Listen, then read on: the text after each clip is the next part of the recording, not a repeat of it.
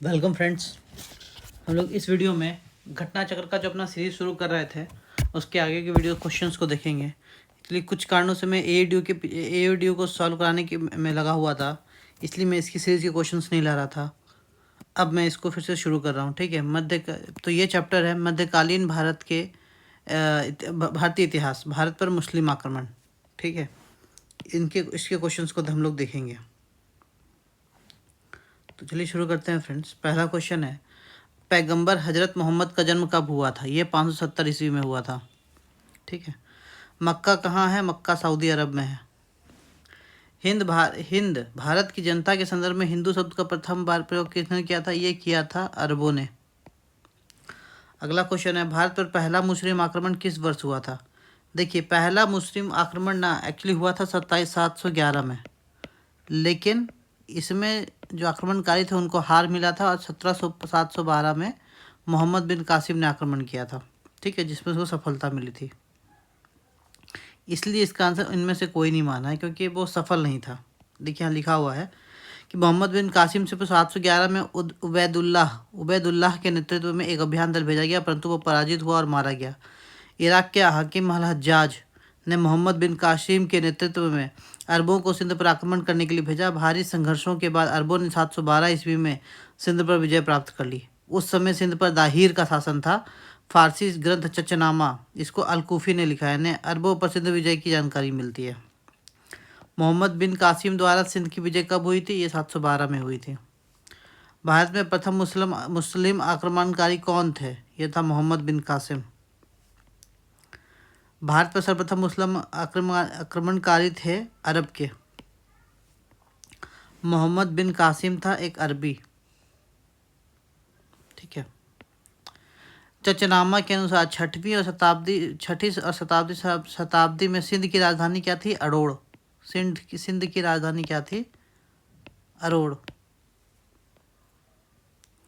इनमें से गजनी राजवंश का संस्थापक कौन था? गजनी वंश का संस्थापक था अल्पतगीन। मोहम्मद गजनी ने भारत पर 17 बार आक्रमण किए। वह भारत में स्थायी मुस्लिम शासन की स्थापना करना चाहता था। ये सही है, लेकिन ये गलत है। स्थायी शासन की स्थापना नहीं करना चाहता था, वो सिर्फ लूट मार के लिए था। तो ए सही है, परंतु आर गलत है।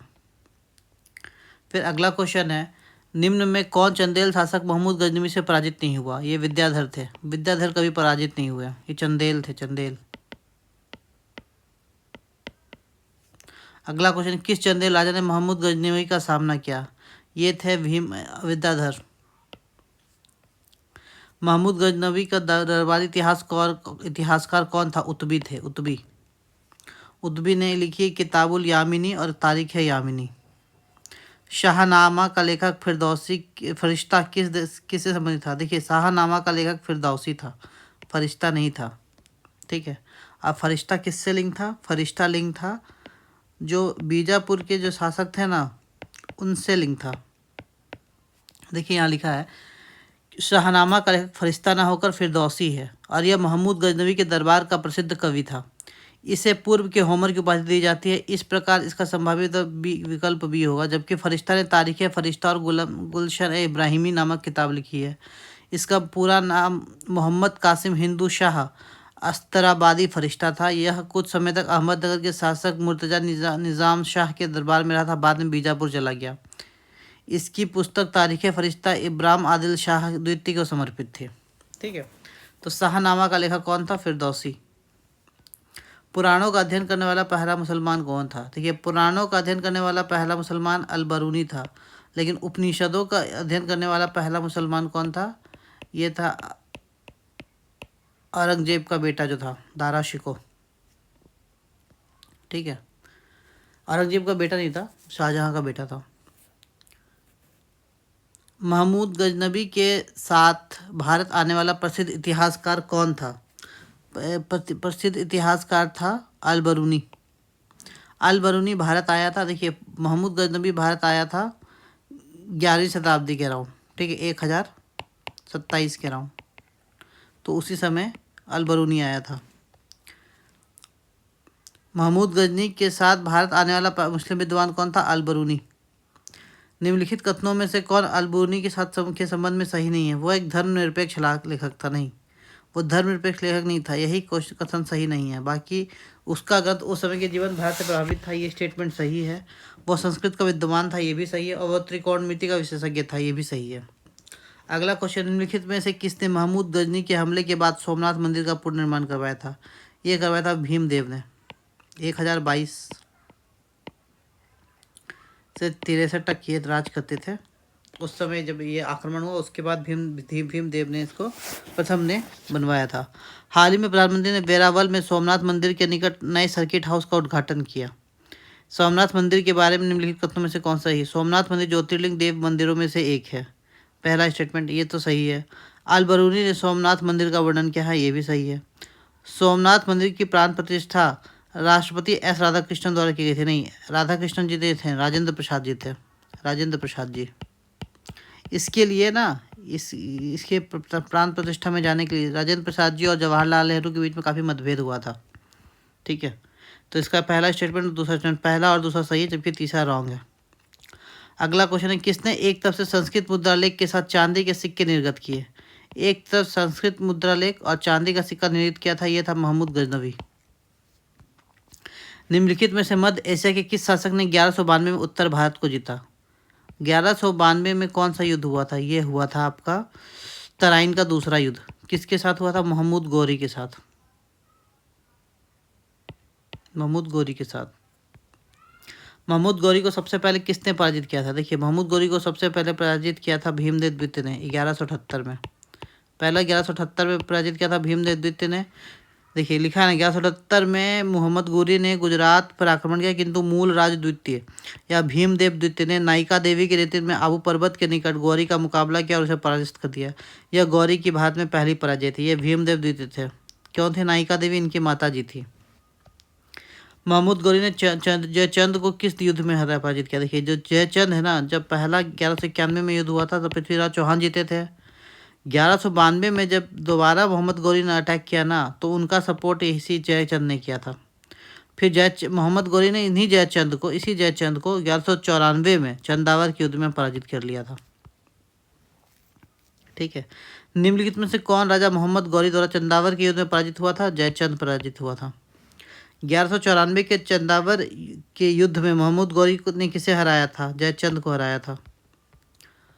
फिर अगला क्वेश्चन है, युद्ध जिसने भारत में मुस्लिम शक्ति की स्थापना हुई तराइन का दूसरा युद्ध। क्योंकि प्रथम युद्ध में तो इन्होंने मोहम्मद गौरी को हरा दिया था। दूसरा युद्ध जब 1192 में लड़ा गया ना, तब मोहम्मद गौरी का स्थापना मुस्लिम शासक की स्थापना भारत में हुई।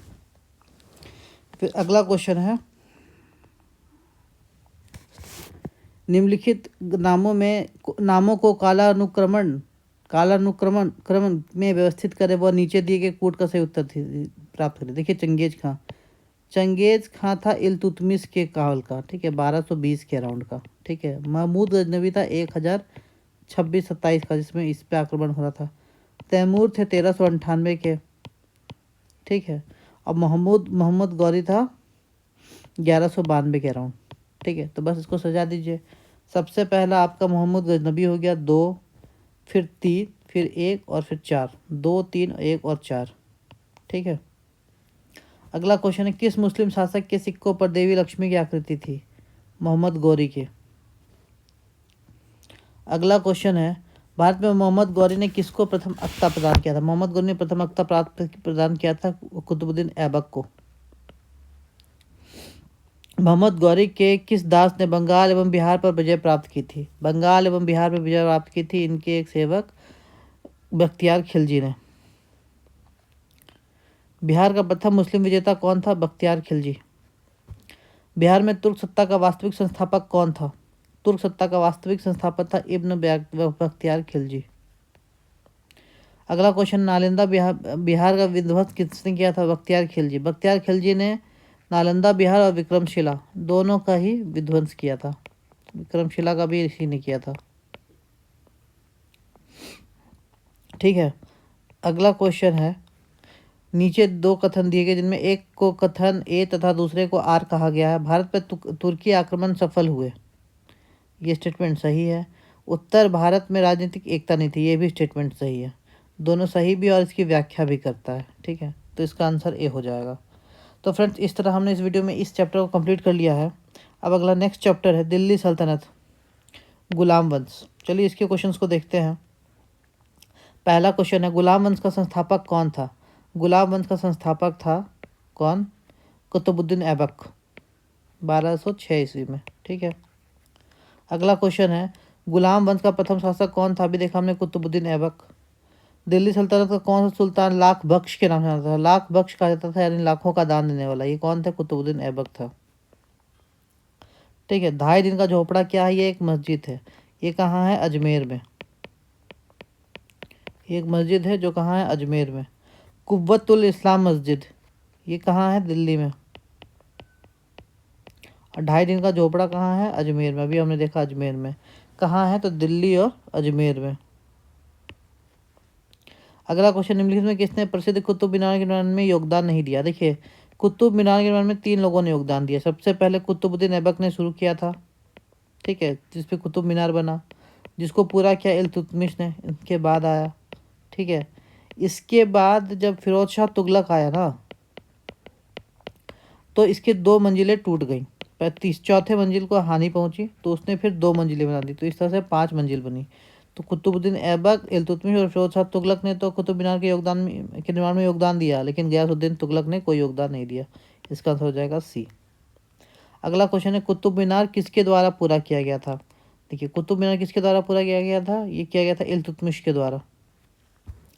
कुतुबुद्दीन ऐबक की राजधानी क्या थी? कुतुबुद्दीन ऐबक की राजधानी लाहौर थी। क्यों? क्योंकि ना इसको डर था किससे?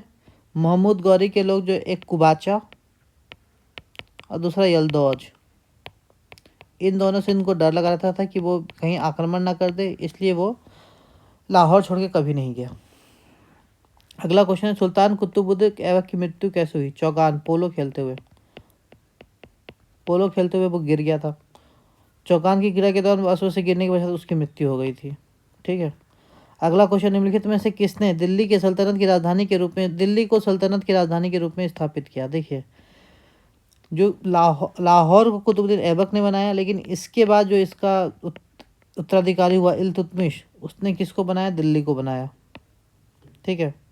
फिर अगला क्वेश्चन है, दिल्ली में वो प्रथम सुल्तान कौन था जिसने नियमित सिक्के जारी किए था, दिल्ली को अपने साम्राज्य की राजधानी बनाया? देखिए, यहीं से निकल गया। दिल्ली को अपने साम्राज्य की राजधानी किसने बनाया था? इल्तुतमिश ने। और इसने एक नियमित सिक्के चलाए थे। पहले अरबी सिक्के भारत में इल्तुतमिश ने चलाए थे, चांदी का टंगा और तांबे का जीतल।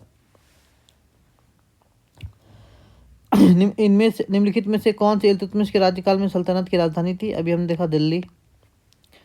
सल्तनत के निर्माण, निम्नलिखित सुल्तानों में से किसने सर्वप्रथम अपनी राजधानी दिल्ली स्थानांतरित की थी? ये था इल्तुतमिश। दिल्ली का प्रथम मुस्लिम शासक कौन था? दिल्ली का प्रथम मुस्लिम शासक इल्तुतमिश था, क्योंकि कुतुबुद्दीन ऐबक लाहौर से कर रहा था। ठीक है। अगला क्वेश्चन है, मुस्लिम शासक जिसने साम्राज्य दारुल इस्लाम का एक भाग था, दारुल इस्लाम का एक भाग था इल्तुतमिश का, कि ये क्या होता है? इल्तुतमिश के काल में 1229 में बगदाद के खलीफा ने इल्तुतमिश को खिल्लत प्रदान की थी। अब सल्तनत सैद्धांतिक रूप से बगदाद के खलीफा के अधीन दारुल इस्लाम का एक भाग बन गया था। तो दारुल इस्लाम का एक भाग किसके साम्राज्य में बना था? इल्तुतमिश। और ये क्या होता है? अगर खलीफा इसको रिकॉग्नाइज कर लेता है तो दारुल इस्लाम का एक पार्ट हो जाता है। गुलामों का गुलाम किसे कहा जाता है? इल्तुतमिश को कहा जाता है। इल्तुतमिश इलबरी तुर्क था, इलबरी तुर्क था। ठीक है।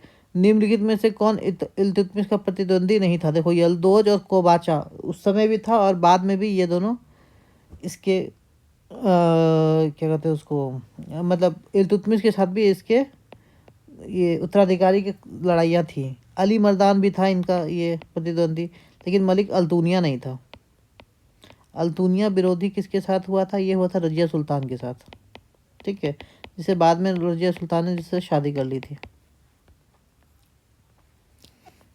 निम्नलिखित में से कौन मध्यकालीन भारत की प्रथम महिला शासिका थी? रजिया सुल्तान। मंगोल आक्रमणकारी चंगेज खान ने भारत की, ये देखिए, भारत की उत्तर पश्चिमी सीमा पर निम्न में से किसके काल में आया था? देखिए, चंगेज खान आया था, अभी अब मैंने आपको बताया, इल्तुतमिश के काल में। क्यों आया था? क्योंकि ख्वारिज में जो था ना, ख्वारिज उसका जो राजा था मंगबरनी, उत्तरा राजा का बेटा मंगबरनी, वो भारत आया था चंगेज़ खान से बचने के लिए। चंगेज़ खान ने बोला भाई इसको शरण मत दो, तो इल्तुतमिश ने उसको शरण नहीं दिया। फिर 1224 में मंगबरनी चला गया और उस तरह से चंगेज़ खान का खतरा भारत में टल गया। चंगेज़ खान ने इतने लोगों को मारा था ना कि धरती में ऑक्सीजन बढ़ गया था। दिल्ली का कौन सा सुल्तान मंगोल नेता चंगेज़ खान का समकालीन था? इल्तुतमिश। अगला क्वेश्चन है, किसके शासनकाल में मंगोल प्रथम बार सिंधु के तट पर देखे गए थे? यही इल्तुतमिश। अगला क्वेश्चन, चंगेज़ खान के अधीन मंगोलों ने भारत पर आक्रमण किया था? इल्तुतमिश के शासनकाल में आक्रमण नहीं किया था। चंगेज़ खान का मूल नाम क्या था? इसका मूल नाम था तेमुचिन। अगला क्वेश्चन है, इल्तुतमिश के शासनकाल में चंगेज़ खान भगोड़े ख्वारिज में युवराज की खोज में सिंधु नदी तक पहुंचे था। ये सही है। मोहम्मद बिन तुगलक के शासनकाल में तैमूर के मुल्तान पर अधिकार किया तथा सिंधु नदी पार की थी? नहीं, ये तैमूर 1398 में आया था और ये 1350 के अराउंड मर गए थे, तो ये स्टेटमेंट तो गलत है। ठीक है, इसमें इसका बेटा मोहम्मद बिन तुगलक का बेटा महमूद शासन में था। विजयनगर साम्राज्य के दौरान देवराय द्वितीय के शासनकाल में वास्को डिगामा केरल तट पहुंचे? नहीं, वास्को डिगामा के तट पर पहुंचे थे, उस समय राजकाल था तिम्मा का। ठीक है, और देवराज द्वितीय के टाइम पे कौन था? अब्दुल रज्जाक आया था, अब्दुल रज्जाक। तो ये स्टेटमेंट थर्ड भी गलत है। तो कौन सा सही है? केवल एक सही है। अगला क्वेश्चन है, इल्तुतमिश ने बिहार में अपना प्रथम सूबेदार किसे नियुक्त किया था? मलिक जानी को। एवाज को हराया था और इल्तुतमिश को और मलिक जानी को अपना सूबेदार नियुक्त किया था। रजिया बेगम की सत्ताच्युत करने में किसका हाथ था? तुर्कों का हाथ था। दिल्ली का सुल्तान बलबन का पूरा नाम क्या था? गयासुद्दीन बलबन। अगला क्वेश्चन, दिल्ली के किस सुल्तान ने विषय में कहा गया उसने रक्त एवं लौह की नीति अपनाई? देखिए क्वेश्चन तो एकदम सबको हमेशा रहता है। रक्त एवं लौह की नीति अपनाई थी बलबन ने। किस दिल्ली सुल्तान ने रक्त एवं लौह की नीति अपनाई थी? बलबन ने। नीचे दिए गए वक्तव्य हैं, एक को कथन एत और दूसरे को आर कहा गया है। बलबन को अपने शासन को शक्तिशाली बनाया और सारी सत्ता अपने हाथों में केंद्रित कर ली। हाँ, ये स्टेटमेंट सही है। वो उत्तर पश्चिम सीमा के मंगोल आक्रमण से सुरक्षित करना चाहता था। हाँ, ये भी सही थे, इसलिए इसने दीवाने अर्ज बनाया था, दीवाने अर्ज। ठीक है, दोनों ही ए और आर दोनों सही है और समुचित व्याख्या करता है। अगला क्वेश्चन है, अपने शक्ति को समेकित करने का बलबन ने भव्य उपाधि धारण की थी? कौन सी उपाधि की थी? जिल्ले इलाही। मतलब जिल्ले इलाही मतलब अल्लाह का प्रतिबिंब, अल्लाह का प्रतिबिंब, जिल्ले इलाही। अगला क्वेश्चन है, वो प्रथम मुस्लिम शासक कौन था जिसने शासन के सिद्धांत थ्योरी ऑफ किंगशिप को राजाओं के ईश्वरीय अधिकार थ्योरी ऑफ डिवाइन राइट के समान प्रतिपादित किया था? यह था बलबन। निम्नलिखित में से किसने भारत में प्रसिद्ध फारसी त्योहार नवरोज का आरंभ करवाया था? ये बलबन ने करवाया था। अगला क्वेश्चन, इनमें से किसने भारत में पहले फारसी त्योहार नवरोज की शुरुआत की थी? ये बलबन ने की थी।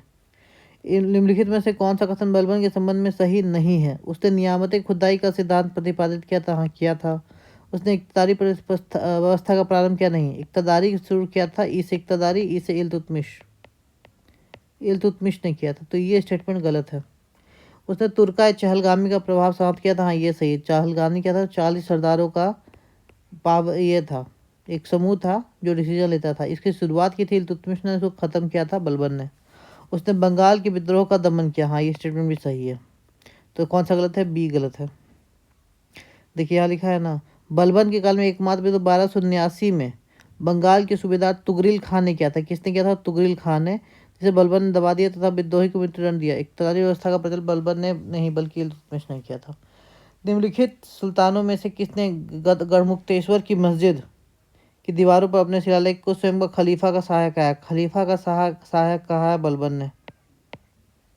ठीक है, अगला क्वेश्चन, तुगरिल खान ने किसके शासनकाल के दौरान विद्रोह किया था? अभी हमने देखा तुगरिल खान ने विरोध किया था बलबन के शासनकाल में। तो फ्रेंड, इस तरह इस वीडियो में हमने दो चैप्टर के क्वेश्चन सॉल्व कर दिए हैं। नेक्स्ट वीडियो में हम खलजी वंश के क्वेश्चंस को देखेंगे।